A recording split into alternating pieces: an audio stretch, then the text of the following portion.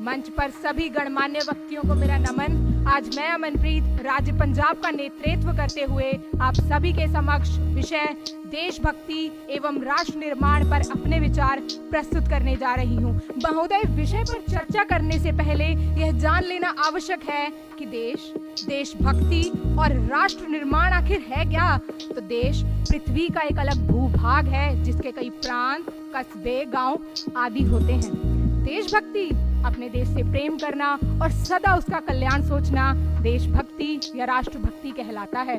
राष्ट्र निर्माण की जब हम बात करते हैं तो वस्तुतः हम उसे भारत के परिप्रेक्ष्य में लेते हैं।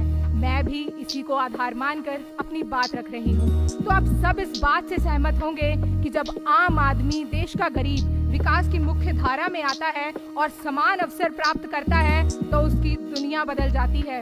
जब स्ट्रीट वेंडर को बैंक क्रेडिट प्रणाली से जोड़ा जाता है तो उनमें भी राष्ट्र निर्माण में भागीदारी की भावना आती है। जब दिव्यांगों को ध्यान में रखते हुए सार्वजनिक स्थान, सार्वजनिक परिवहन और अन्य सुविधाओं का निर्माण होता है, आजादी के 70 वर्षों बाद जब उन्हें सांकेतिक भाषा मिलती है तो वह आत्मविश्वास महसूस करते हैं। जब ट्रांसजेंडरों को कानूनी सुरक्षा व पद्म पुरस्कारों से सम्मानित किया जाता है तो समाज और संविधान दोनों में उनका विश्वास मजबूत होता है। राष्ट्र निर्माण का सही वास्तविक अर्थ है नागरिकों का चरित्र निर्माण व उनके व्यक्तित्व में निखार। महोदय, देश के स्वतंत्र होने के बाद न हमने कोई सपना संजोया था, ना कोई लक्ष्य तय किया और न ही राष्ट्र निर्माण की कोई नीति बनाई। बिना नीति कर हम बड़े बड़े उद्योग इत्यादि लगाने व वैज्ञानिक स्तर को बढ़ावा देने में व्यस्त हो गए।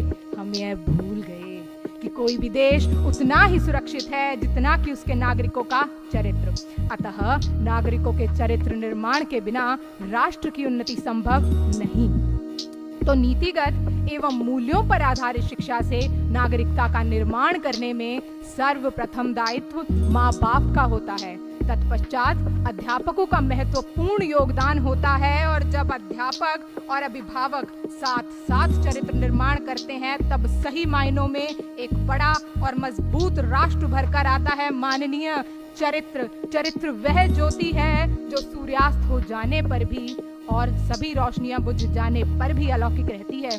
हमारी राष्ट्रीय शिक्षा नीति 2020 का उद्देश्य भी स्कूली और उच्च शिक्षा में परिवर्तनकारी सुधार लाना है और इस प्रकार भारत को एक वैश्विक ज्ञान महाशक्ति के रूप में आकार देना है। यह इसलिए भी जरूरी है क्योंकि भारत की 40% आबादी 18 से 35 वर्ष की आयु में है और ये महत्वपूर्ण है कि उन्हें उचित शिक्षा दी जाए ताकि वह अपने क्षेत्र में विशेषज्ञ बन सके और इस प्रकार राष्ट्र निर्माण में अपना योगदान दें। महोदय, भारत के नागरिक होने के कारण यह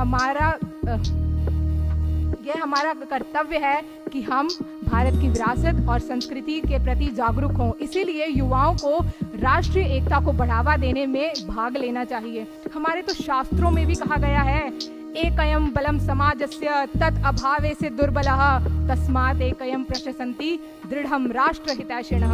अर्थात किसी भी समाज की, किसी भी देश की जो ताकत है वो उसकी एकता और एकजुट प्रयासों में होती है। तो जो मजबूत राष्ट्र के हितैषी होते हैं वो सदा एकता की प्रशंसा करते हैं और उसे बढ़ावा देते हैं। राष्ट्र के हितों को सर्वोपरि रखते हुए यही एकता देश की हर संस्था के प्रयास में होनी चाहिए। आज जब अमृतकाल में देश अपने के लिए असाधारण लक्ष्य तय कर रहा है, दशकों पुरानी समस्याओं के समाधान तलाश कर एक नए भविष्य की ओर अग्रसर है, तो ये जो सिद्धि है, ये सिद्धि सबके साथ के साथ ही तो पूर्ण होगी। हम सबको मिलकर लक्ष्य तक पहुंचना होगा। जेम्स ब्राइस के शब्दों में देशभक्ति केवल झंडा लहराने में नहीं बल्कि इस प्रयास में है कि देश सही भी हो और मजबूत भी। धन्यवाद। जय हिंद।